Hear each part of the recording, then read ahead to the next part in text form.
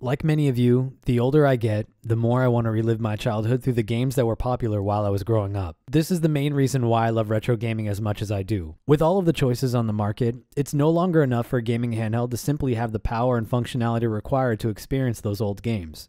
It's becoming increasingly important that the device I game with has a physical connection to something I remember so well. No device is currently synthesizing those two aspects better than the subject of this review. Hello everyone, my name is Taki, and today we're going to take a look at the Retroid Pocket 2. Brief disclaimer before we get started, this is not a sponsored video and no one at Retroid saw it before it was published here. Additionally, there is no affiliate link connected to this device at the time of making this video, but if that changes in the future, I will disclose it on the link. The views that you are about to see are based on my personal opinions after testing this device since the first week of June.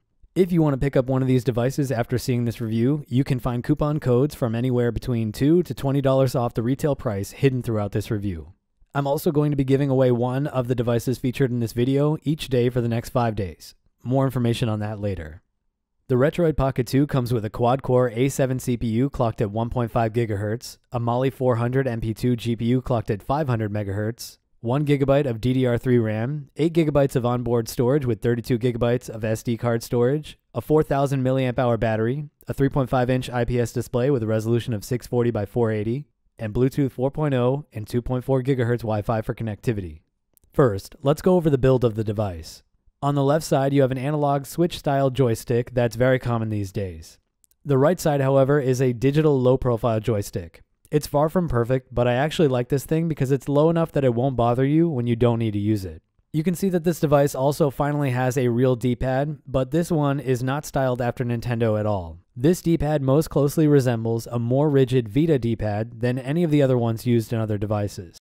The ABXY buttons are the stars of the RP2. They use the exact same switches found on the Vita motherboard, so the feeling should be almost identical between the two devices. They will give you a really nice tactile feel, and they are very responsive. You can also see that branding has changed on the front of the device into something that's very reminiscent of the original Game Boy Pocket logo.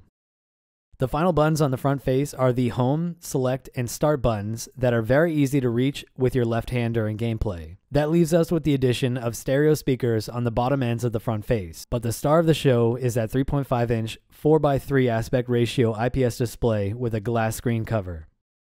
This screen has really good viewing angles with a nice neutral color temperature, great sharpness, and a great backlight that really makes your games pop. The only unfortunate thing is that it's not a touchscreen, but there are plenty of solutions like the mouse mode that make navigating apps a breeze. On the top of the device, you can see that we do have dual triggers, an LED indicator light, a power button, volume rocker, USB Type-C port, and an HDMI out port. They took a lot of inspiration from Nintendo with these, but I love the stacked shoulder buttons on this device. The first thing that I want to mention here is that the L and R1 triggers register input no matter where you press. L and R2 operate on this little extended ledge, and they both work very well. The thing that I like the most about this style is that it's really easy to shift from the front to the back row, which is really easy to switch screens on DS games. The RP2 is also the only device in this price range using this stacked style. We also have minimal branding on the back cover with a very small Retroid sticker, but the best change has to be this rounded edge on the back cover that just feels so much better than the sharp corners on the Retroid Pocket 1. Even though I like this style, I do wish that they would have carried over this rounded edge to the front. And finally, we have a TF card slot and a headphone jack, which is thankfully now located on the bottom of the device. If we compare this against the RG350P, you can see that these devices are essentially the exact same size with the same size screen, but they have radically different designs.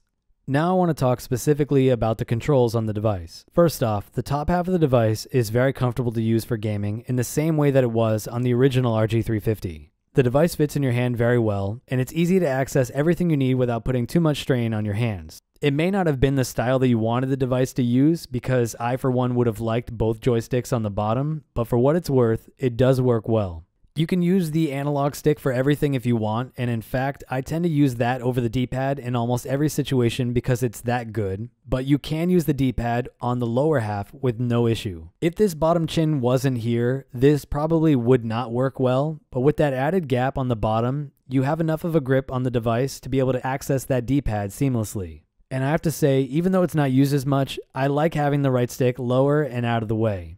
If I'm not playing a game that requires the use of the right stick, it's so easy for me to forget that it's even there. On my first day with this device back in June, I did a complete playthrough of Donkey Kong Country 1, almost exclusively with the left analog, and I loved every minute of it. Even though the device may have the same styling as a Nintendo product, the shoulder buttons will not feel similar to what you would find on a Super Nintendo controller or a GBA. These sit on top of little tactile micro switches which feel closer to what you'd find on other Chinese handhelds versus what you'd find in a mainstream device. I also want to mention that this Indigo device is essentially the exact same color as the Indigo GBA, but the buttons that it comes with are white. The Indigo device is supposed to ship with a set of gray buttons in the box so you can set it up the way that I have it here, but you'll have to live with the white analog sticks unless you find some gray rubber Nintendo Switch covers. And finally, this is what the speakers sound like recorded at half volume from the speaker grill.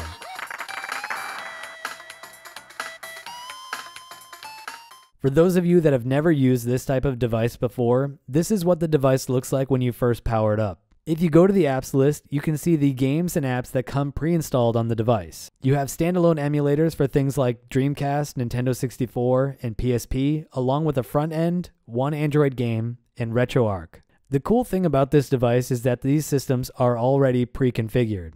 Let's say, for example, that you put some ROMs on the included SD card inside the folders that were already there. All you have to do is open RetroArch, go to Load Content, Start Directory, and then go into any of the folders that have ROMs. For example, if I want to play NES, I just need to enter that folder and then select one of those games. Now the game is booted up and I can fully play the game without needing to touch any configuration at all. Now let's say, for example, that you want to do something a little more customized. Well, you can use the pre-installed Dig application along with a theme that's included on the SD card to make a very nice looking front end for your ROMs. If I browse through my system, you can see that I've already scraped a bunch of my ROMs with cover art that looks really polished. After you set up your front end like I have, you can select any game from the list in your UI and jump right into the emulator. You're not only limited to Dig with this system, you can use other Android front ends on this device such as Reset Collection, which works very well on the Retroid Pocket 2.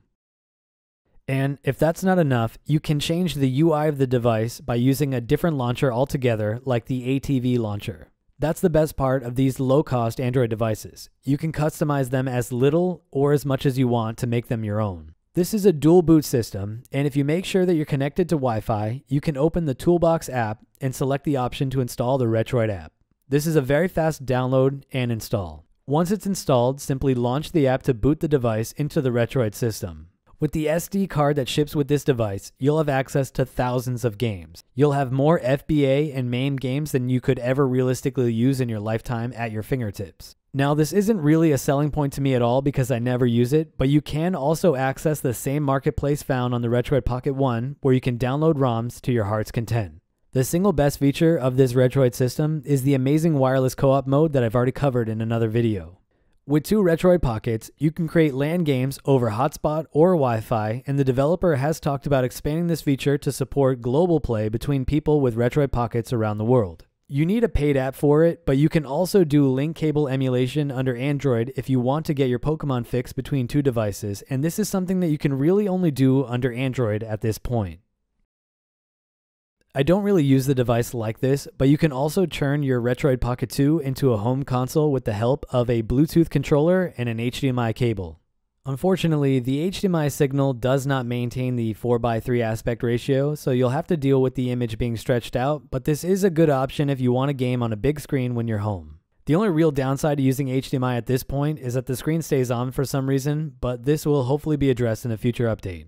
Now let's go over some gaming performance. Just like other popular gaming handhelds, the RP2 is great for playing retro systems from NES to PS1, but the big difference comes in its ability to emulate systems typically reserved for more expensive Android devices. Nintendo DS is actually one of the new additions to this price range, and it's also the one that runs the best on this device. With the Drastic app, you'll be able to play pretty much any DS game you could want, and even though we only have one screen, I've had no issues using L2 for screen swapping and a combination of R2 and the right analog stick to control the DS stylus.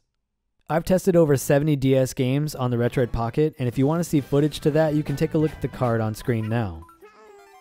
Along with DS, N64 also runs very well if you use the correct emulation profile for the game that you want to run. I've covered a ton of N64 games in a standalone video that you should consult if you want to see how a specific game runs on this device, but most of what you'll want to play will work if you use the community settings or test out your own combination of emulation profiles. Dreamcast was actually the system that ran the worst on the Retroid Pocket 2 when it first launched, but performance increased drastically with the use of a different emulator that now ships by default with the device. This change allows you to not only play 2D games that always worked well, you now have the ability to enjoy many popular 3D titles with decent performance. That being said, DC performance alone isn't enough of a reason to pick up this device since it's outclassed by other handhelds like the X15 and 18, so I only treat Dreamcast as a cool bonus that came out of nowhere. PSP performance is less of a surprise since there really isn't any change in what this device can do versus the Retroid Pocket 1. Simply put, this device is an RPG tank and it'll handle most 2D and 3D RPGs at 1 to 2x native resolutions, but this device does get taxed on very demanding games. With used PSPs being as cheap as they are, I wouldn't really recommend buying this or any other device in this price range specifically for PSP since you'd get all around better performance with a modded PSP. That being said, you can take a look at my standalone video on PSP along with the community settings doc to see what has already been tested to run well on this device. The place where the Retroid Pocket 2 really differentiates itself against all of the other 3326 clones on the market is in its Android gaming performance. I've only really started to scratch the surface on all the Android games that run on this device, but I have tested Counter-Strike, Half-Life, and Minecraft with great success. You also aren't only stuck with games that support built-in controls, since you can use screen mapping software to play games like Mobile Legends or Arena of Valor, but there are much better devices out there to enjoy those games on. And finally, the thing that I get asked the most about is cloud gaming. The Retroid Pocket 2 ships with Moonlight and Steam Link, and both work well once you change the settings to suit your Wi-Fi. The device does not come with 5 GHz Wi-Fi, so you'll need a good signal to get the best performance, but it's entirely possible to stream games to this device with no issues. The last thing that I want to go over is battery life. The Retroid Pocket 2 can last anywhere between 4.5 to 6 hours, depending on your brightness level and the games that you're running. The best part about the Retroid Pocket 2 compared to the first model is that the charging speed has increased dramatically. The Retroid Pocket 2 can get a full charge over that USB Type-C port in just under 2.5 hours. Anyway, I hope you enjoyed this look at the Retroid Pocket 2. As it currently stands, this thing is selling for $80, which is a good deal considering that the RG350 went for $90 this time last year. There's obviously a lot more that this device can do than the 350, so it may seem overwhelming, but the device does do a good job of holding your hand with a combination of the Retroid system and the pre-configured applications. If you want a chance to win one of my devices, I'll be putting a link in the description box each day to a giveaway, along with the names of the people that won from the previous days. Make sure you check your spam filter because I did have to pick a new winner for my orange device since the first person that won never responded to my email asking for their shipping information. If this review helped you out, please consider leaving a like below and subscribing to the channel to help support my work. It would really mean the world to me. You can also find a full playlist of Retroid Pocket 2 videos linked below if you want to binge some more content. I'll catch you here next time with another review. Happy gaming, everyone. Taki out.